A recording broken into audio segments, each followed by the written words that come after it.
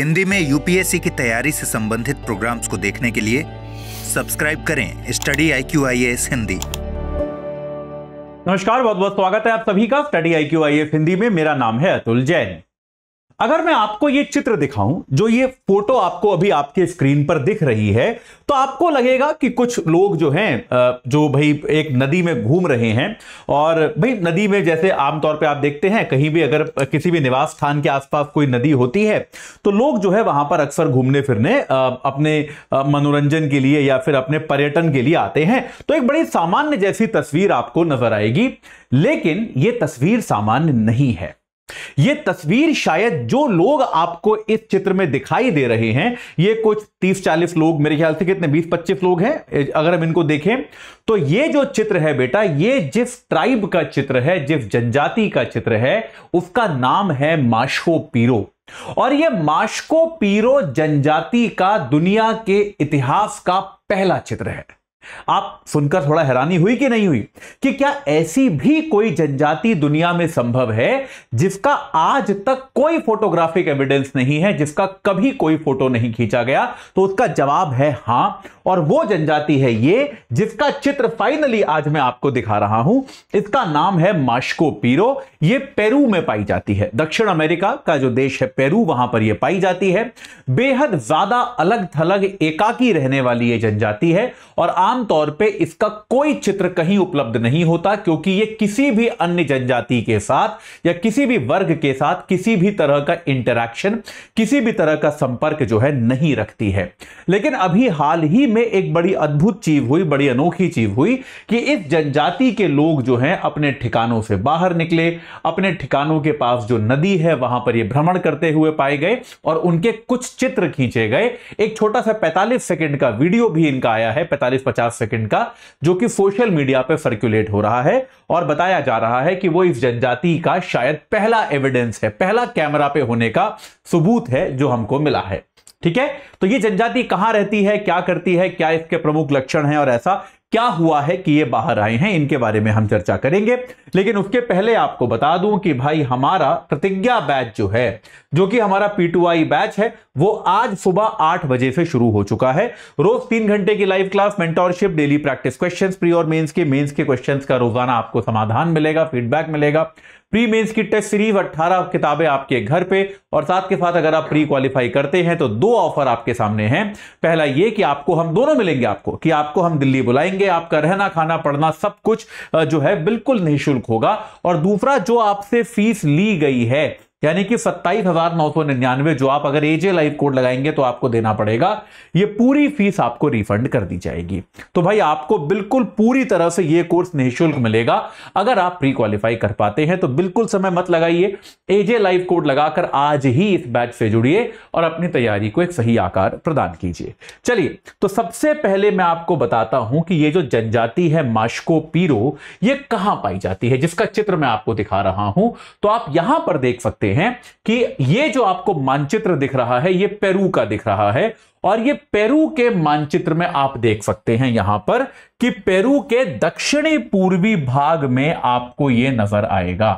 ये देख रहे हैं माद्रे दी दियोस, माद्रे दी दियोस नाम का ये जो क्षेत्र है, यहां पर पेरू के अमेज़न जंगल हैं, अमेज़न जंगल हैं, बहुत ही घने जंगल हैं। एक काम करता हूं, मैं आपको दक्षिण अमेरिका का मैप दिखाता हूं तो वहां से आपको जो है ज्यादा बेहतर नजर आएगा, ये ज्यादा बेहतर तरीके से आपको समझ में आ पाएगा, है ना, क्योंकि ऐसे इस मैप में आपको शायद अच्छे से समझ में नहीं आ रहा होगा। तो मैं आपको एक साउथ अमेरिका का ही पूरा एक मैप आपके लिए खोल लेता हूं। ये वाला मैप मेरे ख्याल से, कौन सा मैप सबसे अच्छा है? ये अच्छा है, एक राजनीतिक मानचित्र फुल साइज इमेज। हाँ, ये एक अच्छा मैप है, आप देख पा रहे हैं। तो आप देख सकते हैं कि भाई ये जो क्षेत्र है, ये जो क्षेत्र आपको आमतौर पे देखने को मिलता है, तो ये दक्षिण पूर्व में यहां पर, ये दक्षिण पूर्व का क्षेत्र जो है, पेरू ये देश है, आप देख सकते हैं ब्राजील और बोलीविया से मिलता है। ये क्षेत्र जो है, ये पूरा क्षेत्र जो है, ये माद्रे दी दियोस क्षेत्र है।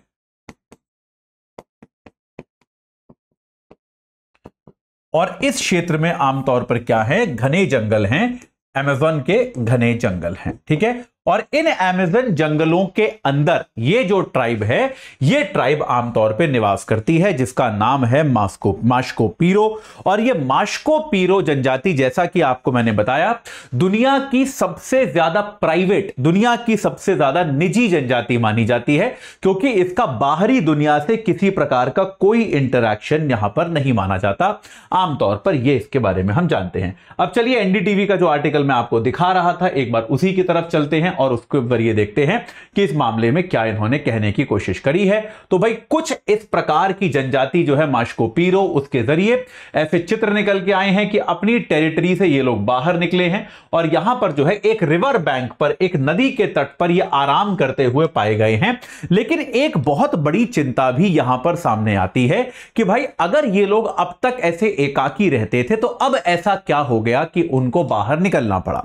अब इनसे इंटरैक्शन नहीं हुआ है किसी का, याद रखिएगा।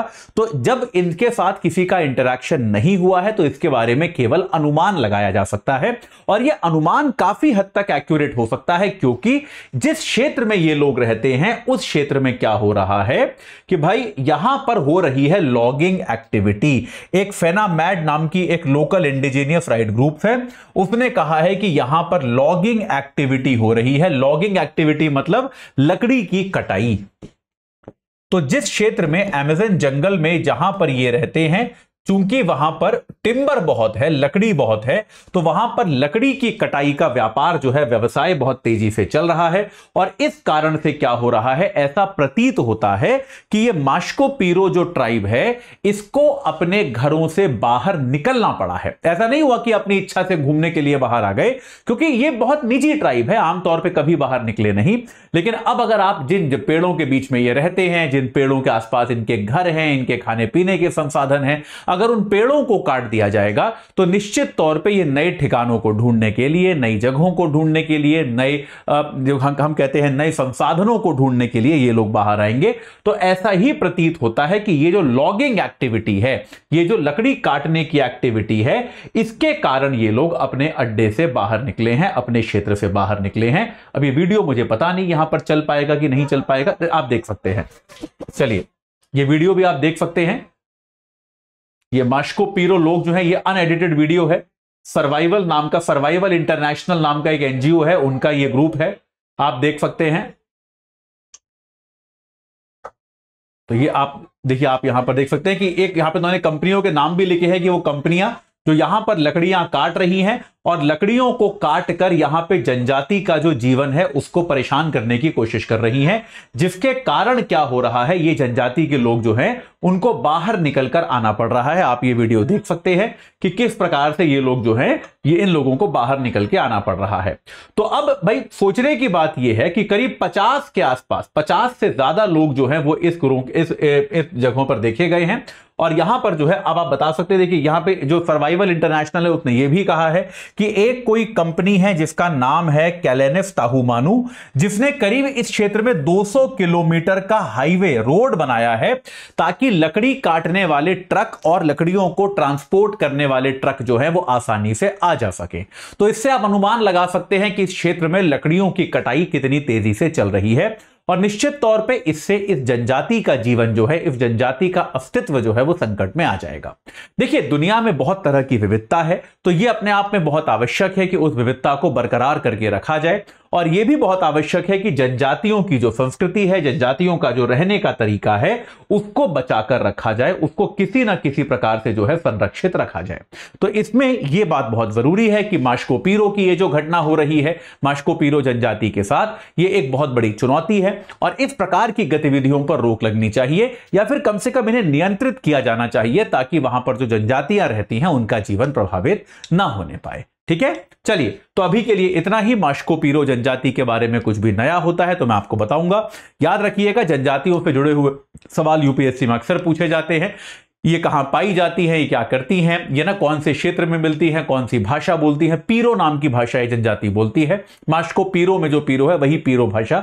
तो इस तरह के सवाल यूपीएससी में अक्सर आ सकते हैं, और चूंकि ये जनजाति न्यूज में है तो इस पे सवाल आना काफी ज्यादा इंपॉर्टेंट हो सकता है। ठीक है, चलिए तो अभी के लिए इतना ही। आपको मैं आगे जो है इसके बारे में कुछ नया होगा तो आपको फिर बताऊंगा। अभी आपको बता दूं कि आज सुबह 8 बजे से हमारा P2I बैच, प्रतिज्ञा बैच शुरू हो चुका है।